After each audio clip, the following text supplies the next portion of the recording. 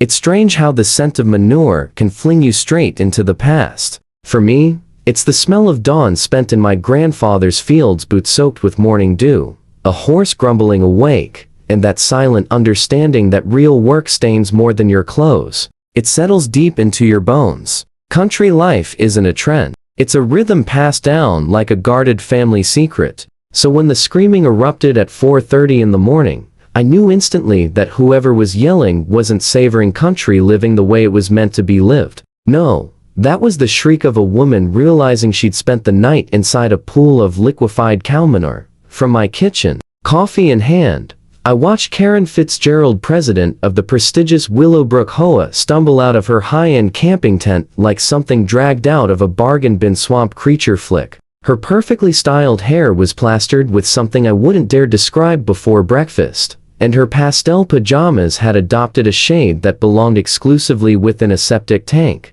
She tried to regain her footing, slipped, windmilled her arms, and dove face first into a steaming heap of what I recognized instantly as fresh bowl droppings. The FLIs didn't waste a second claiming their buffet, but to understand how the most controlling woman in all of Willowbrook wound up spending the night beside my waste runoff pond, we need to go back 1 week.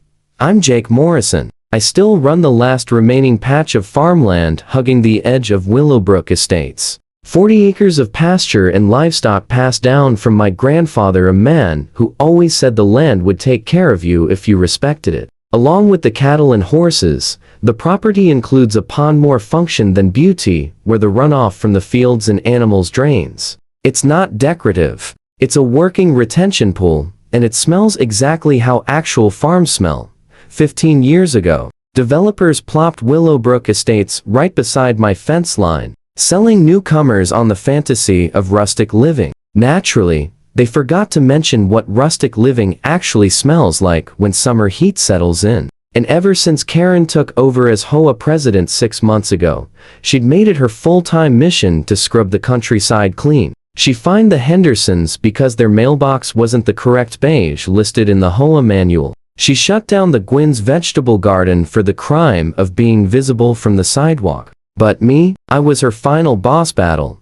Every week brought another grievance. Horses too loud, tractors too ugly, cows too stinky. She even filed a complaint that my rooster violated the community noise ordinance, which is comical, considering my land has been legally zoned agricultural longer than Willowbrook has existed. The showdown that eventually led to her camping disaster happened last Monday, early enough that the grass still sparkled with dew. Karen stomped up my driveway in her power blazer and heels, waving a clipboard like she was walking into a high-stakes courtroom. Sandra Chen and Bob Martinez followed behind her, doing their best to look official, though mostly they just looked uncomfortable. Karen skipped the small talk. She demanded I fix what she called offensive livestock odors drifting toward the community walking trail.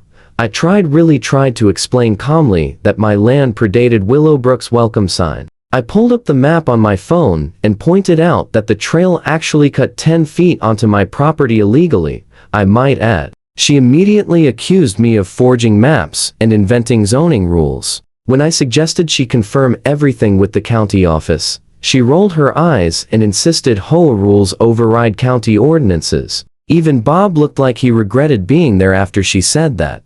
Then came Karen's dramatic proclamation. To prove I was exaggerating, she announced she would organize a weekend camping event beside the pond, claiming it was community land and that she had every right to develop it. I warned her politely. I thought that the pond wasn't suitable for picnics or s'mores. I mentioned the runoff, the methane bubbles, the mosquitoes, and how our bull, Ferdinand, loved using that exact spot to cool down in the heat. She brushed it off as fear-mongering.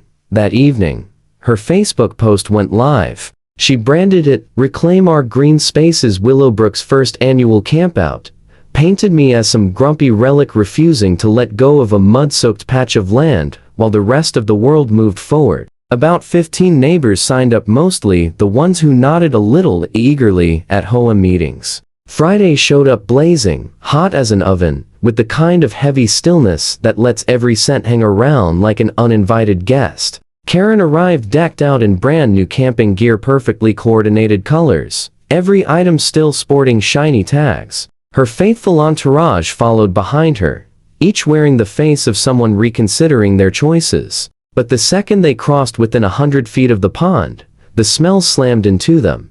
Karen brushed it off instantly, claiming it had to be the result of illegal dumping. Said everything would be handled properly once the HOA officially took control of the land. I just leaned back on my porch swing and settled in for the show. Karen planted her tent directly beside the pond right next to the drainage channel, no less. The others wisely set up camp upwind. Despite the reek, Karen stood firm. That evening, swarms of mosquitoes descended like they had arrived. Someone reported spotting a snake near the tall grass. By 9 o'clock sharp, half the group had bailed and headed home. But Karen? She stayed put. And then the storm arrived. Late summer thunderstorms. Don't wait for anyone's permission slip. The rain hammered down in solid sheets, and I knew exactly what that meant for the pond. The drainage ditches overflowed, sending a slurry of manure-rich runoff straight toward the water. From my porch, I heard the frantic yelling. The campers didn't realize their tents weren't just flooding, they were being christened in the full might of livestock runoff. Most scrambled for their cars. But Karen? She refused to retreat. Sandra later told me Karen spent hours trying to scoop water out of her tent with the tiny camp cup, ranting about sabotage and conspiracies. Around a.m., Ferdinand wandered over, drawn by the commotion. He toppled Karen's cooler, sniffed around curiously, and then, well, let's just say he added a fresh donation to the environment, which brings us right back to 4:30 a.m. and Karen's unforgettable exit from her tent.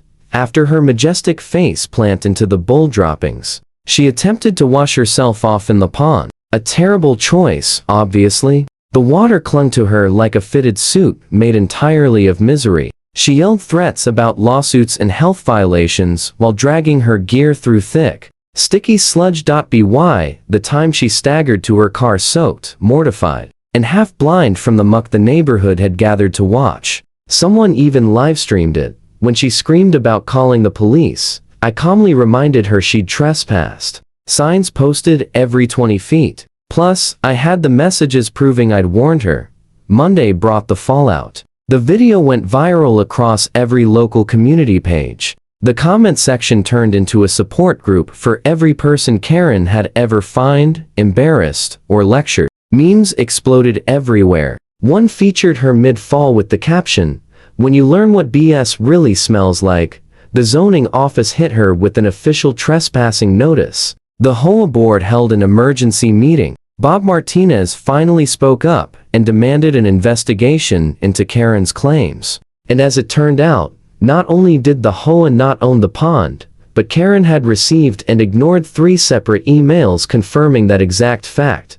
Sandra moved for her immediate suspension. The room was jam-packed with residents. When Karen tried to defend herself, rambling about community beautification, someone loudly asked if wading into a manure pond was part of the new landscaping plan. The board voted unanimously to suspend her. Not only was she stripped of the presidency, she was banned from holding any HOA office for 5 years. Her real estate firm quietly transferred her to another office 30 miles away after clients started calling her the manure lady, and Bob Martinez, bless his heart, became the new HOA president. His first order of business? Issuing a formal apology to the local farmers and rewriting HOA rules to respect agricultural boundaries. The fines vanished. The Gwynns replanted their vegetable garden. The Hendersons painted their mailbox any color they damn well wanted. At the final meeting, Karen stood trembling with rage, pointed at me, and screeched,